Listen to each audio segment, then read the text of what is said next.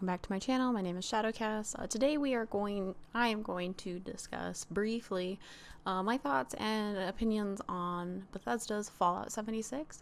Now it was released November 14th, and I've had a bit of time to play around with it. I've put in about 30 hours in the past couple weeks. Just to kind of get a feel for the game itself and to get my opinions. Now, to preface the video, I am a huge Fallout fan. Fallout 3 was the game that made me fall in love with Bethesda games. I had played Oblivion and hated it, and then Fallout 3 came out. I got a chance to play it and fell in love. Fell in love with the story. I fell in love with the idea of this post-apocalyptic world where you're a vault dweller that's trying to find their way into it. So it was a huge breakthrough for me. I loved it. I've always been a fan of Fallout. Even Fallout 4, which had its own issues, namely with the settlement building and Preston fucking Garvey. It was still a game that I fell in love with. I've played it multiple times on different systems, and it's always been a game that I've come back to. Bethesda games are for me. So there are some things that I do like about Fallout 76. There are some things that I'm hopeful for that will eventually get put into it. But namely, there are a lot of things that I hate about the game. So this is going to be a video that goes over all of that. And then, I do encourage everyone to form their own opinions.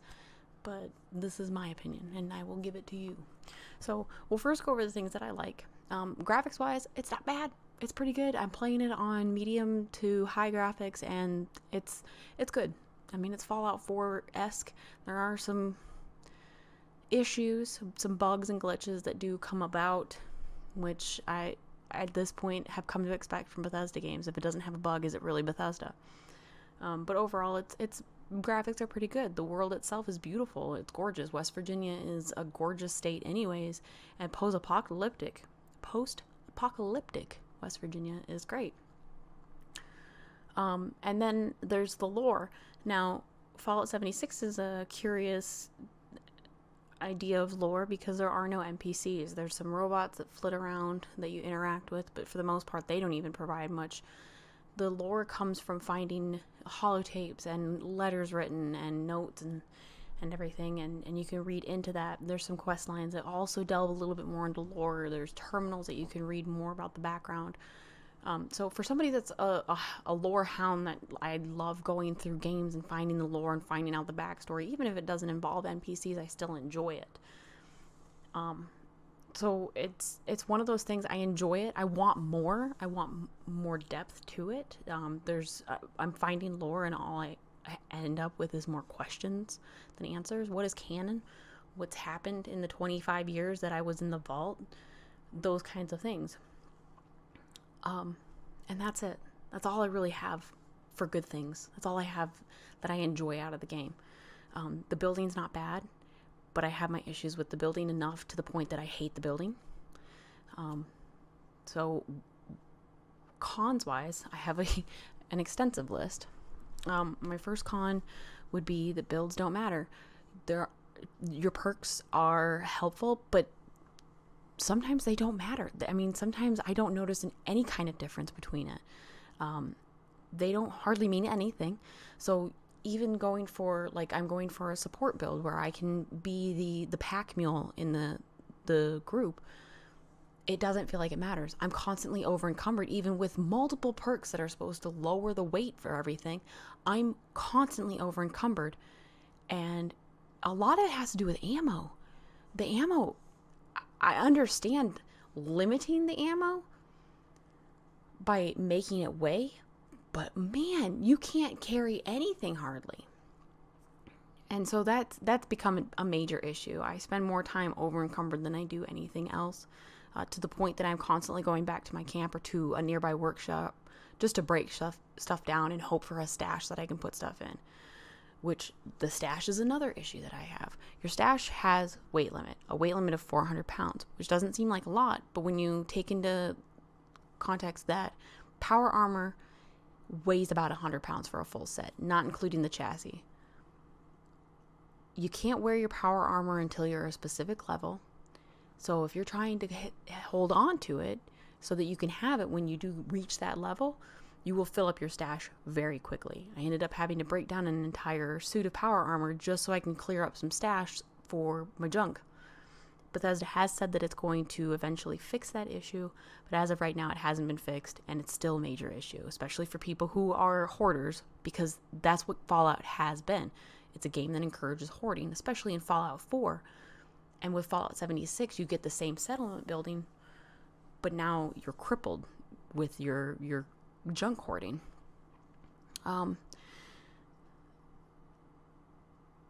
Along the lines of the junk hoarding, the stashes, is the camp. The camp is an interesting idea where you can build your own little settlement that you can have all of your workbenches, your stash, your bed, something that you can go back to heal up and recoup and everything before you head back out into more quests. The problem with it is that if somebody else has built on that exact spot before you log in, if you log in, Bethesda will not tell you that your camp was blocked. Your camp just disappears. It's happened to me before. It's an issue. It's a major issue. Second issue that I have with it also is the fact that if your camp disappears, it will combine everything. You'll have a blueprint of your entire thing, which becomes nigh on impossible to place anywhere. Regardless of how flat or how smooth the ground is, your encampment will be floating. I lost a camp like that because the system bugged out and wouldn't let me break it down while it was stored. So I lost an entire character because I can no longer place anything because my camp is over budget, even though I had nothing on the ground because that stuff was stored. So it became impossible. I had to delete a character. So that's my issue with the camp. It could be great. I want it to be great. There's just some things that need to be fixed. My next gripe is game breaking bugs. Now, maybe it's not necessarily game breaking. I mean, the game doesn't fucking close down on me hardly at all. It doesn't crash or anything. But for me, personally, I consider it game breaking when I'm being one-shotted by invisible enemies. I am being attacked from all sides by an enemy that I can't see or hit. Another issue for me would be to be stuck into the map with no explanation of why I got stuck. I didn't fall into a crevice. I didn't jump onto something that I now can't get out of. If you walk up to a table and all of a sudden you clip into the wall and you can no longer move, that's game breaking. That's an issue because it's going to charge you for caps to fast travel. It makes it a hassle to do anything if the game is going out of its way to clip into things. Like if it's a glitch to the point where you are now having to go out of your way to get yourself out of that situation and there's no explanation of why it happened, that's an issue. Another issue I found is the questionable anti-cheating. It's not BattleEye. It's Bethesda that's doing this anti-cheating. However, the other day I did come across somebody who was able to one-shot me while I was not initiating or accepting their duel request. Not sure how they did it, but they did it. They one-shotted me, ruined the day for me, because it should not have been an issue. It should not have happened. So the anti-cheating is questionable. The fact that you can't report in-game for the person is also very questionable. Why is that a thing? Why is it impossible to report somebody in-game for something that they've done? Because they clearly did something. I should not have been one-shotted when I did not accept their duel request, when I did not initiate a duel. I didn't shoot them. I never even raised my gun, but they one-shotted me. The main issue that I have with the game, everything else can be, I can gloss over, I can excuse, I can hope that they'll fix. The main issue that I have for the game, the issue that breaks this game from my Fallout love, the issue that will keep me from pre-ordering anything Bethesda ever again, is that there is no immersion. The main purpose to Bethesda games, to their open world RPGs was the immersion. I could put myself into the shoes of the character they created and fall in love.